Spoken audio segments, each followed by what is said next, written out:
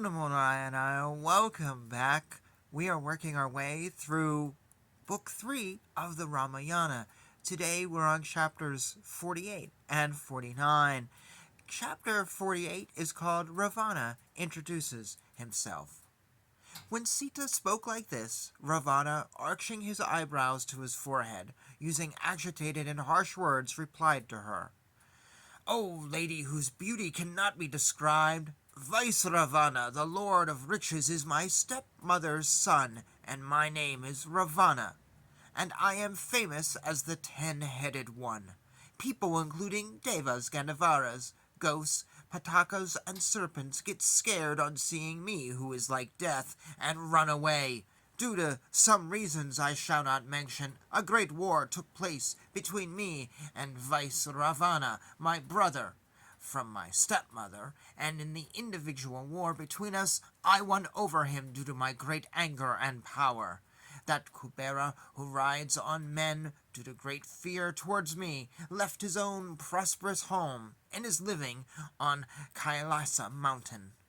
Due to my valor, I gained from him the aeroplane called the Pushpaka, which goes to any place one desires, in which I wander in the skies.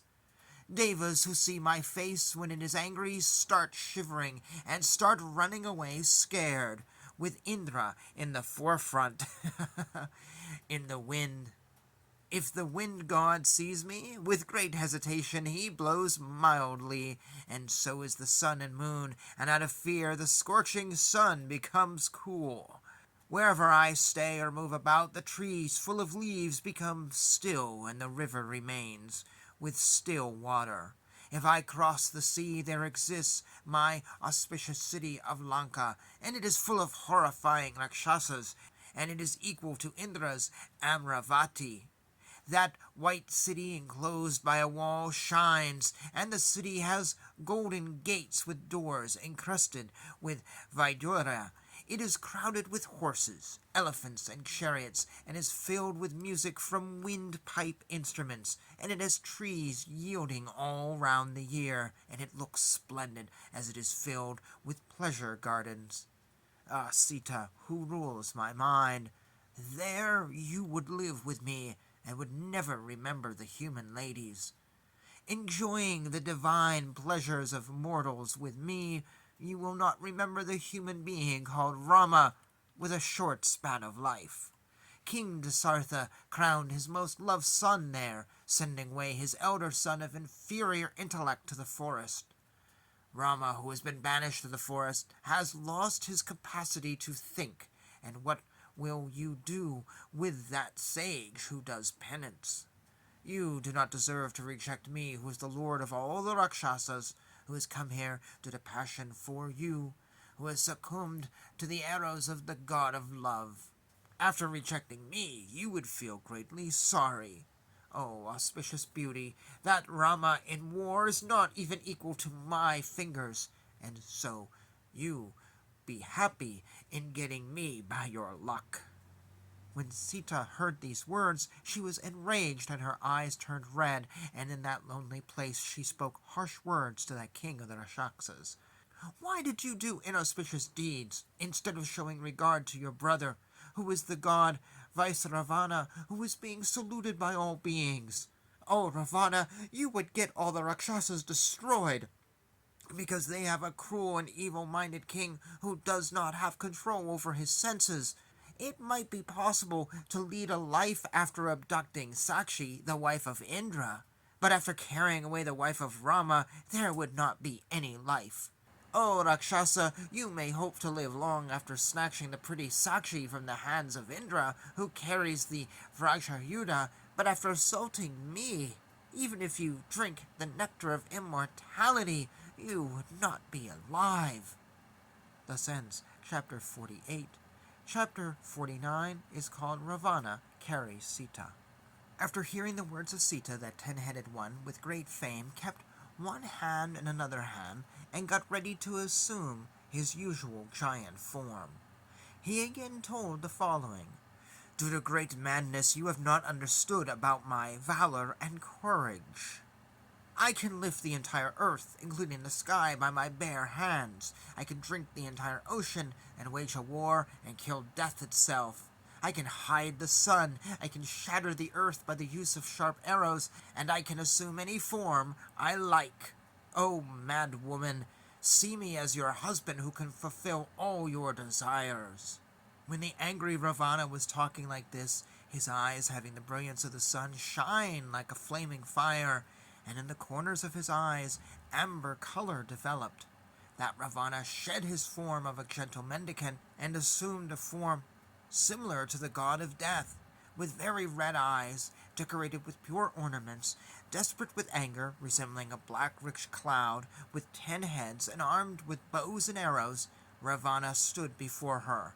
The king of the Rakshasas, discarding the form of a mendicant, assumed his own form, and stood with a huge body, dressed in reddish attire, observing the gem of the woman who stood before him.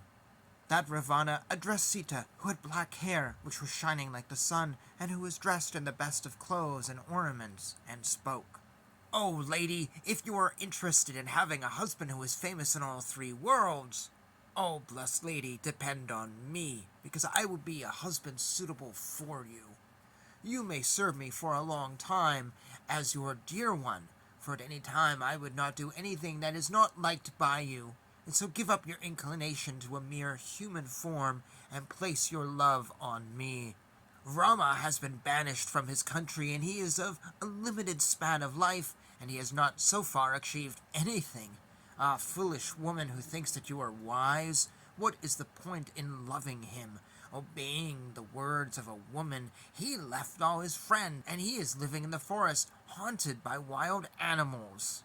After telling these words to Sita, who deserved love, and who spoke with pleasing words, that Ravana, caught in the web of passion, went near her, and caught her, like the planet Budi catching hold of Rohini, the wife of the moon.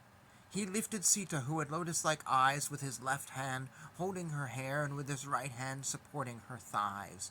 Seeing him who looked like death, who had sharp teeth, great hands, and who looked like a mountain, the gods of the forest ran away from there. Then the magical divine chariot, drawn by donkeys, making a noise like a donkey, appeared before Ravana and Sita. Then Ravana, berating Sita with harsh words in a loud tone, lifted her and placed her on the chariot.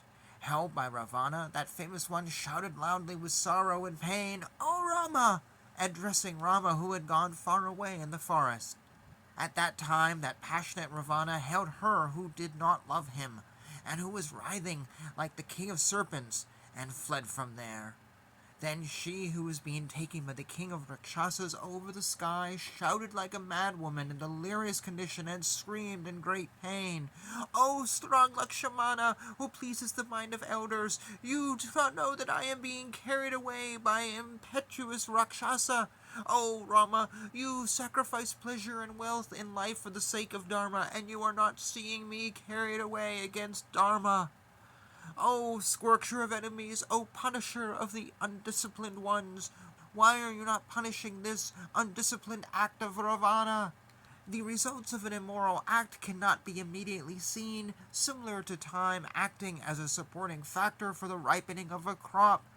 By this act that you do, which takes your mind, shattered by time, you would suffer great sorrow and darkness in your life due to Rama. Alas, Kakei and her friends would now be happy because I, who am a lover of Dharma, a famous one, and a virtuous wife, is being abducted. O fully flowered Karnika trees, I am taking leave of you. Please tell quickly, Rama, that Ravana is abducting Sita. I salute the Mayavana peak of the Prasravana mountain. You may please tell quickly that Ravana is abducting Sita. I salute the river Godavari, which is full of swans and cranes. May you please tell quickly that Ravana is abducting Sita. I salute the deities of the forest filled with trees. Will you please tell quickly that Ravana is abducting Sita? I seek refuge and plead with all those animals and living beings living in this forest, including the groups of animals and birds. Please tell my husband, who loves me more than his own wife, that the helpless Sita is being abducted by Ravana. Knowing that I have been abducted, that very strong Rama with great hands would get me back, even if the god of death abducts me." She, who had big eyes, who was extremely sad and crying like this, then saw the eagle sitting on the tree. That beautiful lady who was in the grip of Ravana, after seeing him, was shaken by sorrow, screamed loudly, "Please see me now being carried away here like an orphan, in a desperate way by the sinful Ravana, who is the king of the Rakshasas. It is not possible for you to prevent him by your strength, because this Rakshasa is cruel, well-armed, evil-minded, and capable of winning. Oh, Chatayu, please tell Rama as well as Lakshmana about the details of my abduction as it happened here." And thus ends chapter 49.